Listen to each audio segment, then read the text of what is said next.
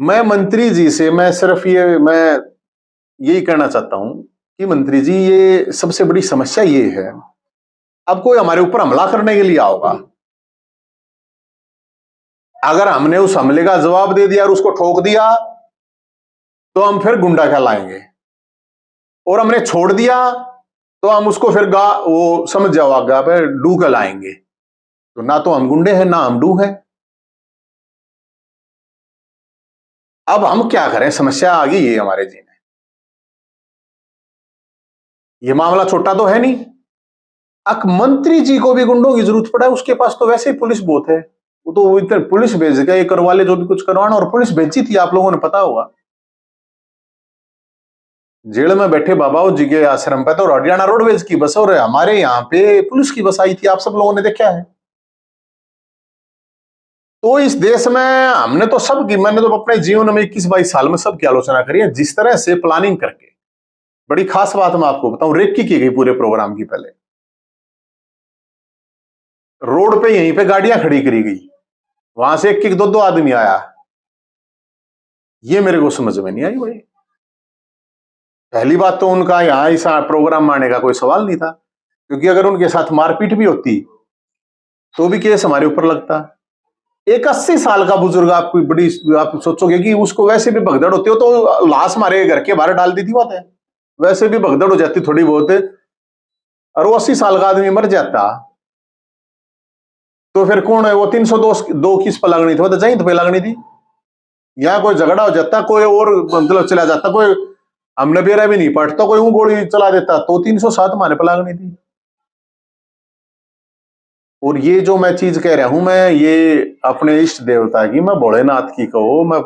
परशुराम की कहो, मैं अपनी कहूं, माँ बाप की कहो, गौ की पूछ पकड़ के मैं जो बात है ये बात कह सकूं,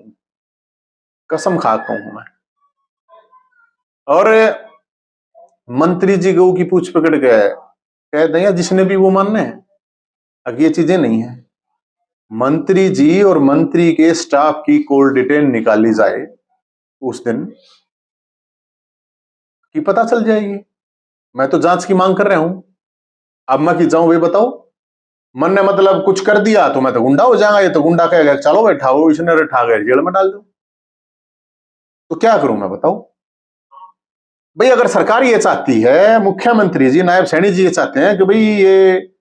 हरियाणा छोड़ दे या हरियाणा की जनता की आवाज उठाना छोड़ दे, अगर ये चाह रहे हैं तो भाई समाज के लोग, हरियाणा के लोग, जनता कह दो भाई ठीक है बंद कर, इसने हमने जरूरत नहीं है, तो भी छोड़ देंगे हम तो एक बार तो मैंने तो जाना पड़ेगा एक बार। और ये 10 दिन तक पूरी इन्वेस्टिगेशन करके, जैसे कि मैं आपको पूरा, क्योंकि इतना छोटा मामला नहीं है, बहुत गंभीर मामला है। एक मंत्री जब गुंडों का सहारा ले रहा है, और ये क्योंकि जब जींद में एक प्रोग्राम हुआ था तो उस टाइम पे उन लोगों, उन बच्चों पर जब दबाव बनाया गया, मैं सोच रहा था मगर यार चलो बालक है तेरे कहते हो, तो ये बहुत ही प्री प्लान्ड तरीके से सारी चीजें की गई। मैंने ऐसा क्या पाप कर दिया भाई, मैंने दादा गौतम के साथ खड़ा होकर कोई पाप तो नहीं किया, मान सम्मान स्वाभिमान की बात थी, मैंने तो कहा था माफी मांग ले, मैं तो कोई, मैं कह सारा समाज रुक के मारा था, 36 बरादरी के लोग, बराबर की जमीन की लड़ाई लड़के पाप कर दिया हमने। अगर समाज के लोग भी, 36 बरादरी के लोग, कोई भी अगर ये कहे कि भाई नवीनतम ने ये काम गलत कर रहे हैं, मैंने ये कह दिया कि यार भगवान परशुराम जन्मोत्सव जेल में बैठे बाबाओं के दम पर मनाने की क्या जरूरत है, समझा समाज कमजोर थोड़ी है, तो क्या गलती कर दी भाई हमने, या क्या झूठ बोल दी मैंने, यार मैंने तो कोई झूठ तो नहीं बोली। अगर भाई दारू प्या के, रुपये दे के, या लोभ लालच या डरा धमका के लोगों को बुलाने का कोई मतलब नहीं है। तो ये सारी की सारी जो चीजें हैं, हमने तो ये कहा था भाई खीर खाओ अभियान चलाओगे, खीर खाओ मुद्दे उठाओ,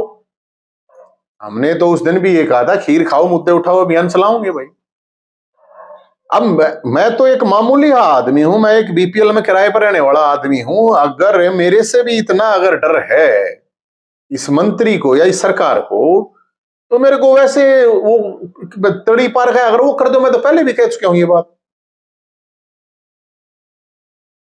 अब कोई चीज हो जाएगी तो फिर लोग कहेंगे ये तो भाई न्यू है न्यू है। अब मैं आपको जो चीज मैं बताऊं हूं, ताकि जिस तरह का सिस्टम क्रिएट है,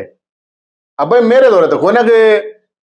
20 आदमी मैं ले गई आऊंगा ना हांडू कितने लाऊं भाई, मैं 20,000 रुपये भी दूंगा तो चाह पानी खाना पीना गाड़ी घोड़े खर्चा 5 लाख रुपये महीना है मेरे तो कोई ना यार, 5 लाख रुपये महीना किसी को देना, मैं तो 1 लाख हांडे जाऊं भाई।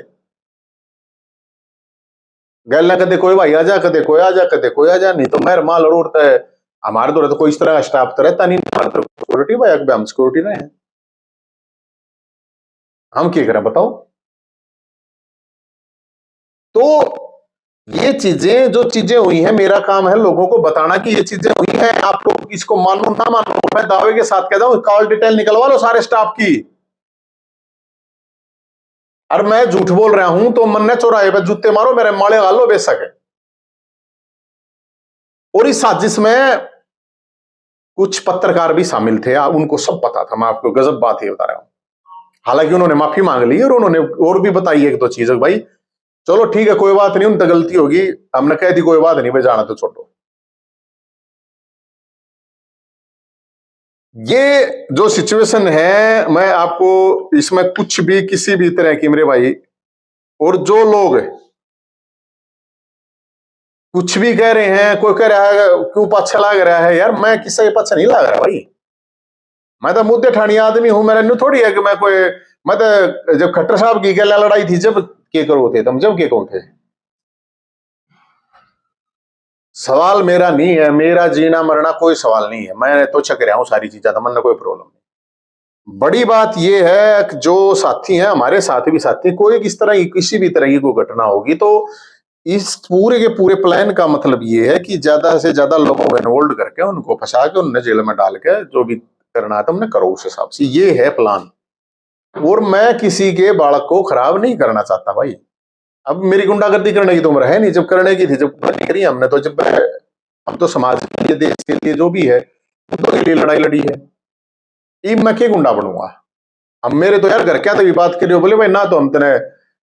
गुंडा देखना चाहते, ना हम तेरे जेल में देखना चाहते, ना हम मर्या देखना चाहते, बताओ माँ बाप तो सोचेगा और सोचा है क्यों भाई जब इस तरह की चीजें होने लग रही हैं। तो मैं डीसी साहब से रोहतक, एसपी साहब से रोहतक, डीजीपी साहब से कपूर साहब से, और मुख्यमंत्री साहब दरबार लगाते हैं, मैं उनके दरबार में भी जाऊंगा, मैं उनसे टाइम ले लूंगा और मैं जाके सारी चीजें सबूतों समेत कुछ चीजें तो मैं आपको दिखाऊंगा, ऐसी है मैं अपनी नहीं दिखा सबूत समेत दूंगा, ये हाल है।